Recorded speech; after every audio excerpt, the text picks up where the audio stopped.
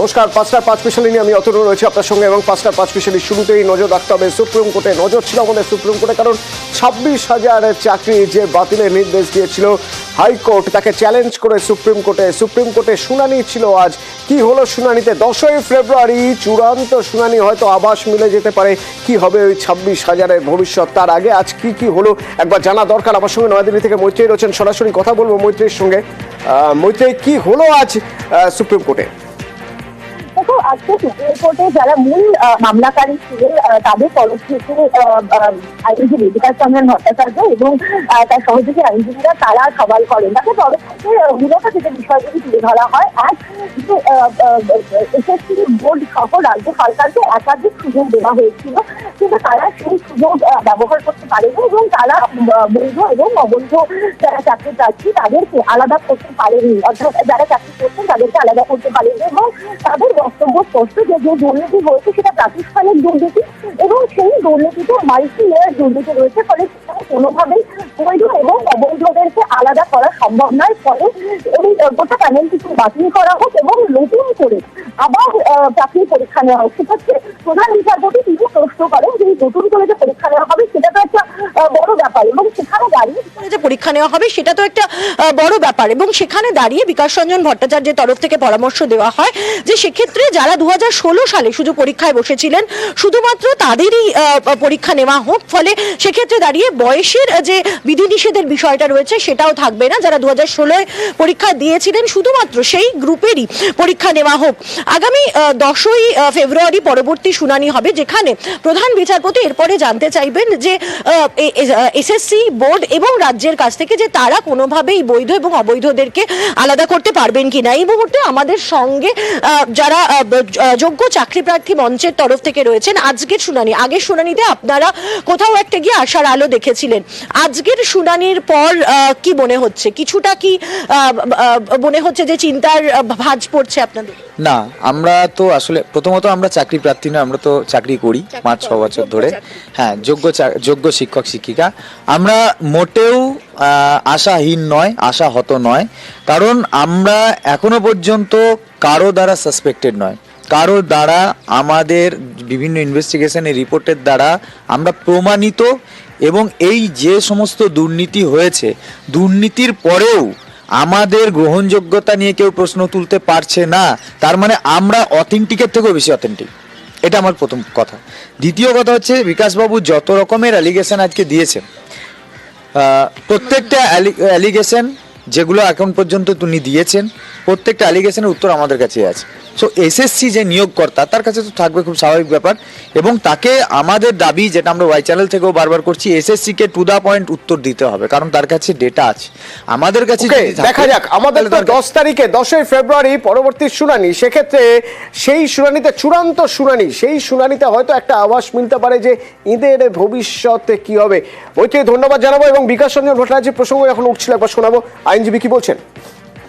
Institutional corruption, এই জন্যই যে করাপশনটা হয়েছে মূলত সরকার এবং এসএসসির মদতে। তাহলে হঠাৎ করে সুপারনিউমারি পোস্ট তৈরি করবে কেন? এবং সেই সুপারনিউমারি পোস্ট তৈরি করছে কি ইলিগাল অ্যাপয়েন্টিদের বাঁচাবার জন্য। যে পদ্ধতিতে সিলেকশন হয়েছে, নাইসাকে সিলেক্ট করেছে, এই সবটাই একটা বেআইনি কার্যক্রমের মধ্যে পড়ে। সেই জন্য বলেছি ইনস্টিটিউশনাল করাপশন। এখন প্রশ্ন হচ্ছে, যাদের দিয়ে তুমি শিক্ষা দেওয়াচ্ছ তারা তো প্রজন্মের পর প্রজন্ম নষ্ট হয়ে যাবে। তারা তো জানবে যে আমার এই মাস্টারমশাই টাকা দিয়ে চাকরি পেয়েছিলেন, সেটা অনেক বড় ক্ষতি সমাজের পক্ষে।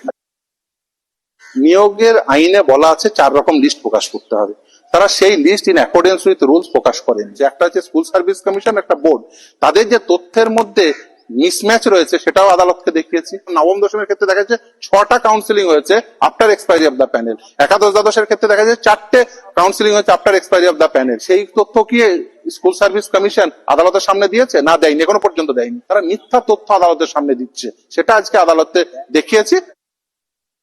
পসিবিলিটিস অফ ফার্দার ইলিগ্যালিটিস, আরো ইলিগ্যালিটি এর মধ্যে আছে কিনা। স্কুল সার্ভিস কমিশন এবং রাজ্য সরকারের হাইকোর্টের কাছে ছিল যে তারা এক্সাক্ট নাম্বার কতগুলো ইলিগ্যালিটি হয়েছে তারা বলতে পারবে না। এইটা যদি স্ট্যান্ড হয় যে এক্সাক্ট নাম্বার কত তারা বলতে পারবে না, তাহলে তো আলটিমেটলি হাইকোর্ট হোল্ড করেছিল যে পুরো প্যানেল বাতিল।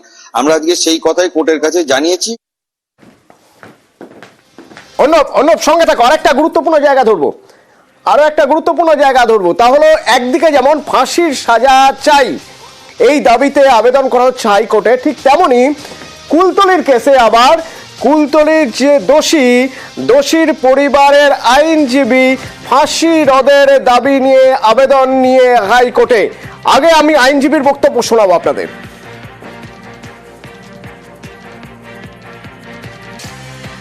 বিচার প্রক্রিয়াটাই সঠিকভাবে হয়নি, ওই বিচার করার ওনার কোনো এখতিয়ারই নেই। একটা মাইনর যে জুভেনাইল, তার বিচার হবে জুভেনাইল কোর্টে। তো সেক্ষেত্রে সেটাও আমি পয়েন্ট নিয়েছি। পোস্টমর্টমে পুরোপুরি আসামির নামটা লেখা আছে, যেটা আনইউজুয়াল। ডিএনএ টেস্টে সেখানে কোনো কনক্লুসিভ কোনো প্রুফ কিছু আসেনি। টোটালি সার্কামস্ট্যান্সিয়াল এভিডেন্সের উপরেই বিচার প্রক্রিয়াটা, জাজমেন্টটা দেওয়া হয়েছে, ফাঁসিটা দেওয়া হয়েছে। কিন্তু that circumstantial evidence does not conclusively একটা প্রুফ করে যে not only beyond all reasonable doubts, স্টেটকে প্রমাণ করতে হবে যে এই মুস্তাকিম সর্দারই এই কাজটা করেছে, জঘন্য, নোবডি এলস। তো সেই ধরনের এখানে এভিডেন্সে সেটা দেখা যায়নি। ডিভিশন বেঞ্চ আমার আপিলটাকে অ্যাডমিট করলেন, লোয়ার কোর্টের রেকর্ডকে কল ফর করলো, যা ফাইন ইম্পোজ করেছিল সব স্টে করে দিল, directed for preparation of paper বুক। এখান থেকে আমরা অর্ণবের কাছে প্রশ্ন থাকবে। অর্ণব, আইনজীবী প্রথমেই যে কথাটা বললেন তা হলো বিচার প্রক্রিয়া ঠিকভাবে হয়নি, একজন মাইনরের বিচার কিভাবে জুভেনাইল কোর্ট ছাড়া অন্য জায়গায় হয়। অর্ণব, খুব সংক্ষেপে আমি এখানে একটু জেনে নিতে চাইবো তোমার থেকে, যে জায়গাটা আমার সবচেয়ে গুরুত্বপূর্ণ মনে হলো যে দিল্লির নির্ভয়া কেসের পর এই ধরনের ধর্ষণ, খুন, এই ধরনের মানে জঘন্য ঘৃণ্য অপরাধের ক্ষেত্রে জুভেনাইলের জন্য বা নাবালকদের জন্য আইনের কিছু পরিবর্তন হয়েছিল, সেটা কি সেই জায়গা থেকে দাঁড়িয়ে কি জুভেনাইল কোর্ট, এক্ষেত্রে জুভেনাইল কোর্ট বা মাইনর এই বিষয়গুলো খুব একটা বেশি গুরুত্ব পাবে?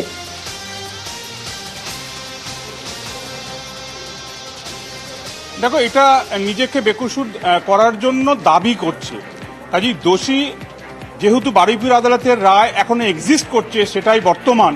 কাজেই এই মুহূর্তে খুনি এবং ধর্ষক যে ফাঁসির মঞ্চে উঠবে, এটাই এখনো পর্যন্ত স্ট্যান্ডিং অর্ডার আমাদের জুডিশিয়ারির। হাইকোর্ট সেই মৃত্যুদণ্ডটা সুনিশ্চিত করবে তার মেকানিজমের মাধ্যমে, সেখানে অ্যাপিল করার সুযোগ পাবে দোষী। এই জায়গায় তুমি যে কথাটা বললে, নির্ভয়ার সঙ্গে এর হয়তো তুলনা চলে না, কিন্তু তুমি শুধুমাত্র জুভেনাইল নয়, তারা আরও একগুচ্ছ প্রশ্ন তুলছে এবং সে নিজেকে দাবি করছে 2021 সালের একটি মাদ্রাসা স্কুলের ছাত্র ছিল এই দোষী মুস্তাকিন সর্দার, এবং সেখানকার ক্লাস 8 পাশ করার যে সার্টিফিকেট, সেই সার্টিফিকেট অনুযায়ী তার বয়স হচ্ছে 18 বছর নয়। কাজেই সেটাকে আদালত সম্ভবত বারুইপুর আদালত মান্যতা দেয়নি। কাজেই ওই সার্টিফিকেটটার আদৌ কোনো মান্যতা আছে কিনা সেটা তো হাইকোর্ট বিচার করবে আগে। যদি সেটা মান্যতা থাকে তবেই এগুলোর প্রশ্ন আসবে। অর্থাৎ বারুইপুর আদালতের চোখে কিন্তু এই সার্টিফিকেট আসেনি তা নয়, অর্থাৎ সে কিন্তু সেখানেও তাকে মাইনর বা নাবালক বলেছিল। নিশ্চিতভাবে বারুইপুরের যিনি বিচারক ছিলেন তিনিও তার মাইন্ড অ্যাপ্লাই করেই একটা রায় দিয়েছেন। কাজেই নিজেকে নির্দোষ দেখানোর জন্য নতুন নতুন প্লি নিতেই পারেন, যে কেউ নিতে পারেন, আইনে সেই যুক্তি রয়েছে। কিন্তু এক্ষেত্রে একটা গুরুত্বপূর্ণ বিষয় তুলেছে, যেটা কেন্দ্রীয় হাসপাতালে হাইকোর্টের নির্দেশে ময়নাতদন্ত যখন হয়েছে কল্যাণীতে, কল্যাণী এমসের যে চিকিৎসকরা ছিলেন সেখানে কোনো গাইনি এক্সপার্ট ছিলেন না, অর্থাৎ স্ত্রীরোগ বিশেষজ্ঞ কোনো সার্জন ডাক্তারই ছিলেন না। এইটা তাদের বক্তব্য কি করে হলো? আর 2, পোস্টমর্টম টেবিলে কি করে অ্যাকিউজডের নামটা চলে এলো? এই দুটো বিষয় তারা গুরুত্বপূর্ণ আকারে বলছেন। আর তারা বলছেন ডিএনএর যে রিপোর্ট এসছে সেটা কনক্লুসিভ নয়, অর্থাৎ ডিএনএটা সুনিশ্চিত করেনি এই মুস্তাকিন সর্দার সে ধর্ষণ করেছে। কাজে কিসের ভিত্তিতে? শুধুমাত্র পারিপার্শ্বিক তথ্য প্রমাণাদির শৃঙ্খল, এটা কমপ্লিট হওয়াতেই তাকে ফাঁসিতে চড়িয়ে দেওয়ার নির্দেশ দেওয়া হয়েছে। অথচ আরজি করের ক্ষেত্রে সেটা কিন্তু করা হয়নি। এই যে পার্থক্য, আরজি করের প্রসঙ্গও তারা টানবেন এমনটা তার আইনজীবীর সাথে কথা হচ্ছিল। এই জায়গাগুলো বিচারের কিছু ফাঁকের জায়গা, সেগুলোকে তারা হাতিয়ার করতে চাইছেন। কাজে তুমি যে শুরু করলে যেটা দিয়ে, একটা জায়গায় সিবিআই রাজ্য চাইছে ফাঁসির মঞ্চ প্রস্তুত করতে এক ধর্ষকের জন্য, খুনির জন্য, আর এক জায়গায় ফাঁসির মঞ্চ থেকে নামানোর জন্য আরেকটা নতুন মামলা। কাজেই দুরকম চিত্র কিন্তু আমরা দেখতে পেলাম একই এজলাসে। ঠিকই, ধন্যবাদ অর্ণব। এবং